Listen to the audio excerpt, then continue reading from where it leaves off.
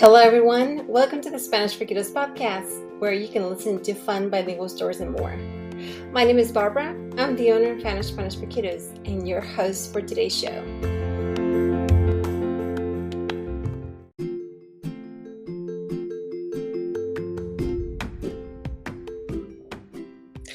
Today I want to share a cute little story called The Life Cycle of the Ladybug, El Ciclo de Vida de la Mariquita.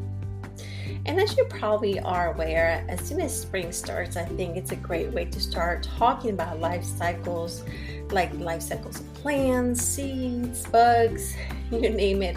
I think the kiddos would love to know how all of that works. So it's a perfect time to start projects such as planting seeds, or even if you're growing caterpillars so you can turn into butterflies, or in this case, maybe you're growing little bugs so they can turn into cute little ladybugs. But it doesn't start until, of course, a life cycle occurs that they actually do see a transformation and metamorphosis that occurs in a specific science skills there that are learning and language skills at the same time. So in this very simplistic way to look at the life cycle of anything is you want to make sure to just keep those stages in very separate ways, so that they can understand, okay, how does it begin and how does it end with the beautiful butterfly or the cute little ladybug.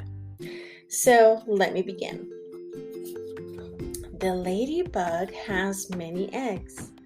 La mariquita pone muchos huevos. That's stage 1. La larva come áfidos. The larva eats aphids. That's stage 2.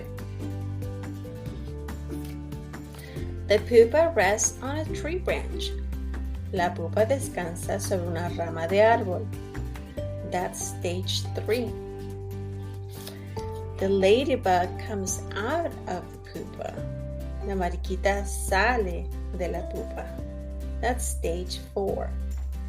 So as you notice, I keep it in a very simple way. So in the first stage, you are looking at just how does the ladybug begin. It just begins with those little eggs.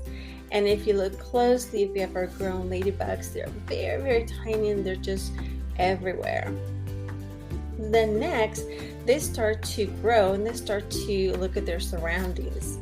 Once they are filled up, of course, they begin to grow into a specific type of metamorphosis called, because they go through certain changes inside, and they change in different ways.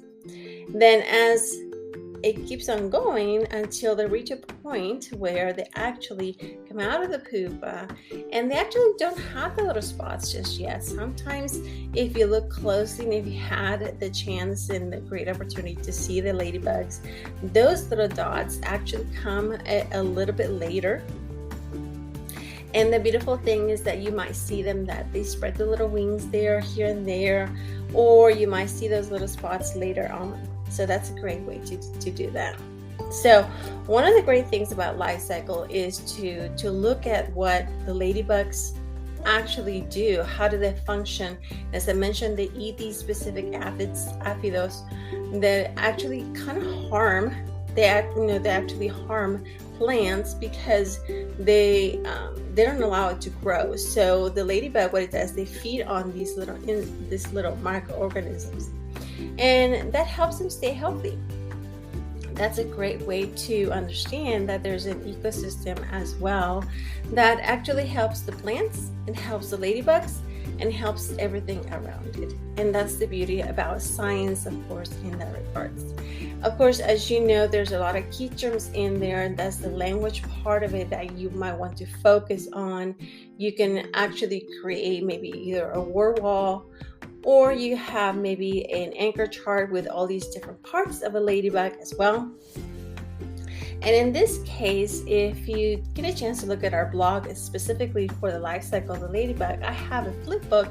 And in the flip book, you can actually go through some of the specific key terms and either underline them, go through them step by step, and actually even draw what those ladybugs look like, what are the parts of the insect, what part is that is important for that particular bug in that case that helps them survive.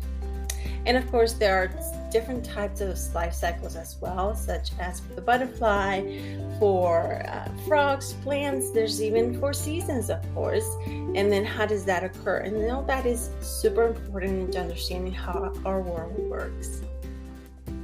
So I hope you enjoyed this episode today. And I hope you check out the SpanishForKiddos.com blog, where I have more information on how to teach Spanish and other fun strategy as well. Join me next time as I read another fun bilingual story in English and Spanish. Thank you so much for listening to the Spanish for Kiddos podcast, and have a wonderful day.